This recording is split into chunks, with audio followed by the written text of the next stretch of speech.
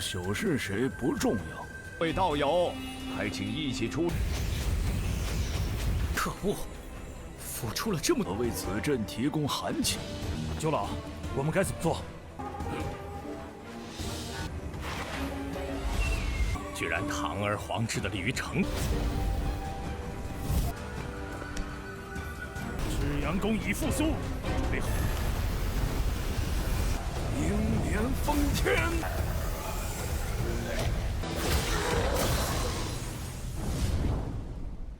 Halo guys, welcome back to KD Universe. Mari kita lanjutkan salah satu Tonghua di channel satu ini, yaitu Wen Jie Zhejun, The Emperor of Mirror Realms.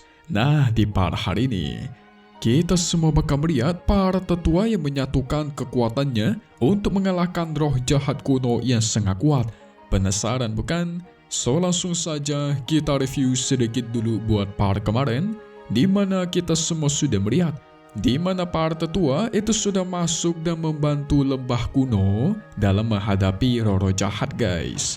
Mereka menggunakan kekuatannya masing-masing dalam mengalahkan roh-roh jahat tersebut. Awalnya dengan bantuan itu, kini lembah kuno berhasil mendominasi. Tapi apa yang terjadi? Tiba-tiba muncullah roh jahat kuno yang sungguh besar. Nah, setelah kemunculan roh jahat kuno yang sangat kuat ini, kekuatan para tetua yang tadinya mendominasi sekarang malah tidak ada apa-apanya guys. Di mana mereka berkali-kali dihempaskan dan serangan mereka sama sekali tidak berpengaruh.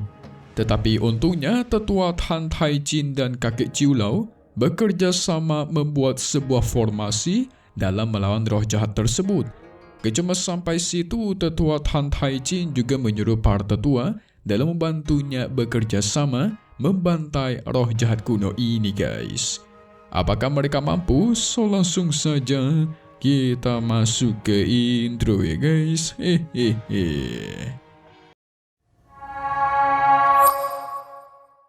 Setelah jembatan itu dibuat, para tetua yang berada di luar pun bergegas untuk masuk ke dalam mendapatkan perlindungan. Han Taijin menyuruh para anak buahnya yang ada di lembah untuk melontarkan serangan anak panah. Alhasil panah-panah tersebut membuat beberapa roh jahat dikalahkan. Tetapi apa yang terjadi guys? Para roh jahat yang sebelumnya membeku tiba-tiba dalam sekejap itu melepaskan dirinya. Dia juga kembali menyerang para tetua yang masih berada di atas jembatan. Wah, bangkit lagi nih. Han Taijin tidak membiarkan hal itu, menggunakan kekuatannya mencoba membantai para roh jahat. Alhasil serangan itu terkena telak dan roh jahat kuno pun terhempas. Namun kondisi itu hanya berlaku sementara ya guys. Si roh jahat kuno kembali bangkit dan langsung membantai para prajurit roh milik tetua Han Taijin dengan tombak. Gak cuma itu, dia juga bergegas maju mendekat ke arah formasi pelindung lembah. Kakek Ciulau dan tetua Han Tai tidak mau tinggal diam. Mereka mengumpulkan kekuatannya mengeluarkan rantai-rantai es. Melihat roh jahatnya sekuat itu, Sui Auto kebingungan guys. Soalnya dia tidak pernah melihat roh jahat yang sekuat ini. Sampai-sampai tetua Han Taijin tidak bisa mengalahkannya secara langsung.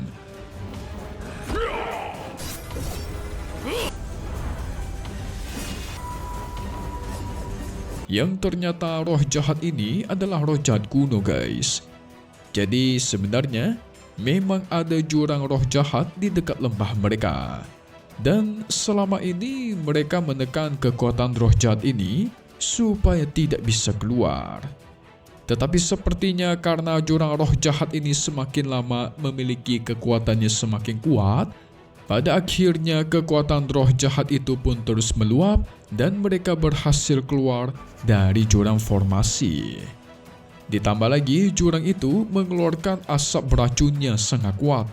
Sampai-sampai tetua Han Taijin yakin kalau praktisi biasa nggak bakal selamat nih, semisal terkena racun ini. 甚至有一部分化成了一深渊，镇压着上古，这是上古邪灵王。 Para tetua terkejut bukan main.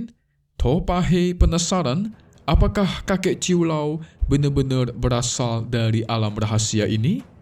Tetapi kakek Ciulau nggak mau jawab guys. Dia hanya mengatakan untuk terus bekerja sama dulu dan mengalahkan roh jahat kuno. Karena itulah prioritas utama mereka guys. Kalau semisal nggak dikalahkan, sia-sia saja mereka bakal meninggal di sini. Gak lama dari itu, roh jahat kuno pun kembali mengamuk. Dia terus memanggil anak-anak buahnya yang terus menyerang formasi pelindung. Tentu membuat para tetua panik. Soalnya kalau semisal formasi pelindung ini hancur, maka otomatis hidup mereka juga bakalan tamat.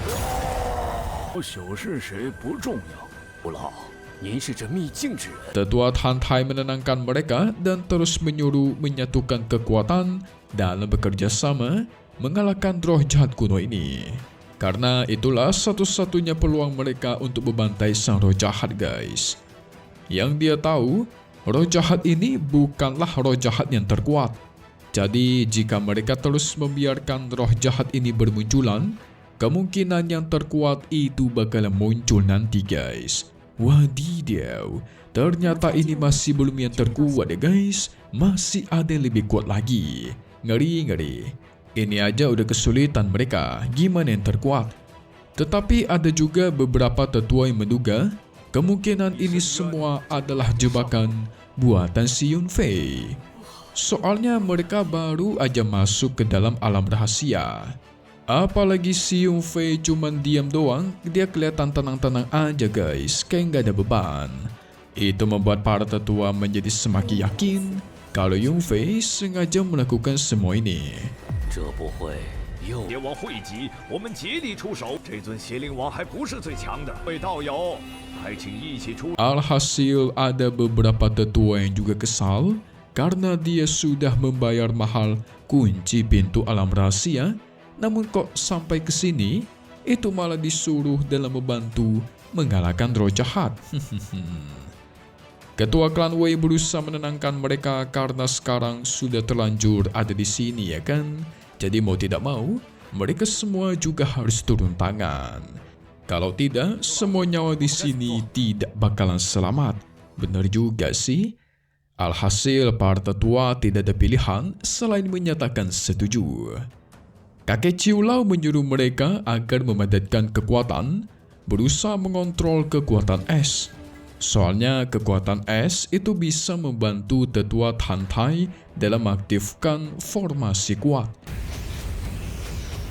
可恶，付出了这么多，为此阵提供寒气。九老，我们该怎么做？ Tapi tiba-tiba ada seorang tetua yang datang dan menegaskan, jika ada orang yang memiliki api sejati, maka cepat ikutlah dirinya. Tetua ini bernama Tan Tai Song. Tentu mendengar perkataan itu membuat semua tetua terkejut. Mereka menduga kemungkinan orang-orang di alam rahasia ini bakal menggunakannya namanya teknik legendaris. Jadi ada beberapa tetua yang maju dan ingin menyaksikannya guys. Yunfei yang memiliki api sejati. Dia pun segera maju ke arahnya Tan Tai Song. Setelah semua orang sudah terkumpul, Tan Tai Song menyuruh mereka untuk menyuntikkan api sejati ke dalam formasi. Barulah Tan Tai Song melanjutkan mengaktifkan formasi legendaris. 居然堂而皇之的鲤鱼城， Tentu membuat para tetua di sana itu semakin yakin kalau Yunfei membawa mereka ke sini itu cuma ingin memanfaatkan mereka nih. Gak lama dari itu, tiba-tiba muncullah roh api legendaris dari formasi tersebut, di mana roh api itu menggunakan busur api sejati dan siap untuk menyerang. Tetua Tantai langsung mengumpulkan kekuatan, mengaktifkan formasi penyegelan surga. Kakek Ciulau juga tidak mau kalah. Dia mengeluarkan kekuatan esnya, membukukan roh-roh jahat yang ada di sekitar sana. Alhasil, tetua Tan Tai Song pun melesat ke serangan busur api matahari merah legendaris tepat ke arah roh jahat kuno. Dan dalam sekejap, roh jahat kuno itu pun lenyap guys. Mantap.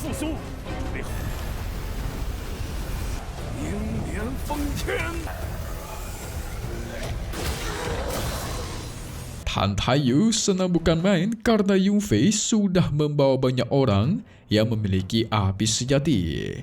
Soalnya kalau tidak, teknik formasi legendaris itu membutuhkan banyak sekali energi spiritual sang penggunanya guys.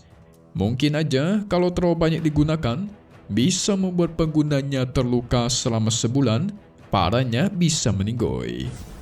Gak cuman itu, roh api legendaris juga kembali menyerang, menghabisi para kroco roh jahat kecil yang ada di sekitar formasi guys.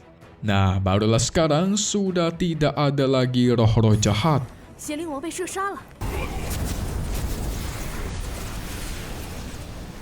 Setelah semua selesai, para tetua pun sangat kesal. Soalnya bener aja nih, mereka ditipu sama si Yunfei guys. Tetua Han Taisong berterima kasih kepada para tetua yang ada di sana karena sudah mau membantu dirinya.